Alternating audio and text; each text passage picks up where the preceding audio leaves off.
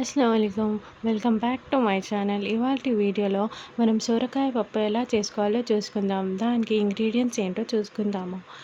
First కందిపప్పు 1 cup తీసుకున్నాను.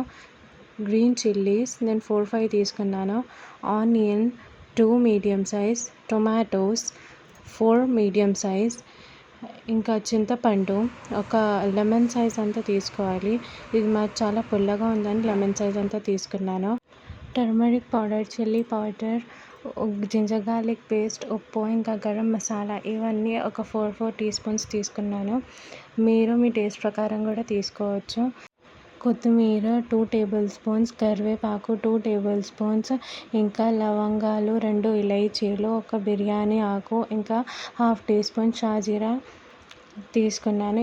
పక్కన పెట్టుకొని ఒక 1/2 లీటర్ వాటర్ తీసుకోవాలి. ఇంకా 2 టేబుల్ స్పూన్స్ ఆయిల్.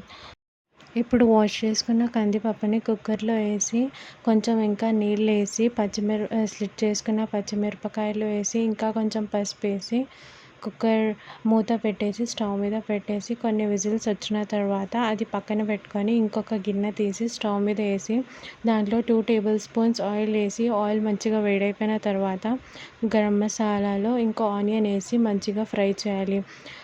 ఆనియన్ని మంచిగా ఫ్రై చేసిన తర్వాత అల్లం వెల్లిగడ్డ పేస్ట్ వేసిన తర్వాత ఫ్రై చేసి 1/2 టీ స్పూన్ పసుపు, 2 టీ స్పూన్ల చిల్లీ పౌడర్, ఇంకా 2 టీ స్పూన్స్ ఉప్పు వేసి మంచిగా మిక్స్ చేసి దాంట్లో సొరకాయ వేయాలి.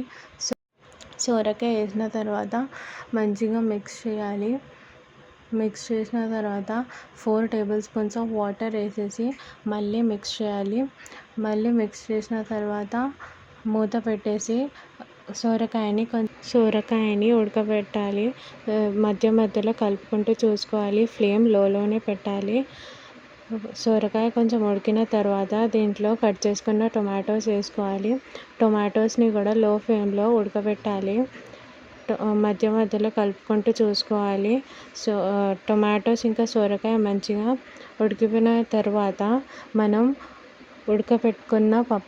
ఉడకబెట్టుకున్న పప్పుని వేసుకోవాలి. దాంతోపాటు చింతపండు రసం కూడా వేసుకోవాలి.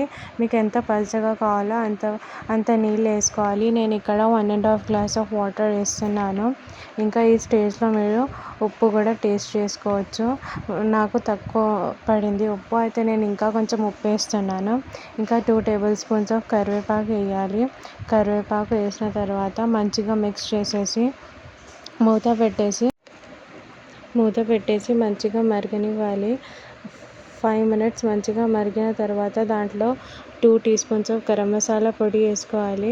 గరం మసాలా పొడి వేసిన తర్వాత 3 టేబుల్ స్పూన్స్ ఆఫ్ కొత్తిమీర వేసేసి మంచిగా మిక్స్ చేసిన తర్వాత మూత పెట్టేసి 5 మినిట్స్ మరిగిన తర్వాత ఫ్లేమ్ని ఆఫ్ చేసేస్తే ఇంకా సర్వ్ చేస్తే రెడీ బగారా దాల్చా. ఇది చాలా టేస్టీ ఇంకా ఈజీ రెసిపీ.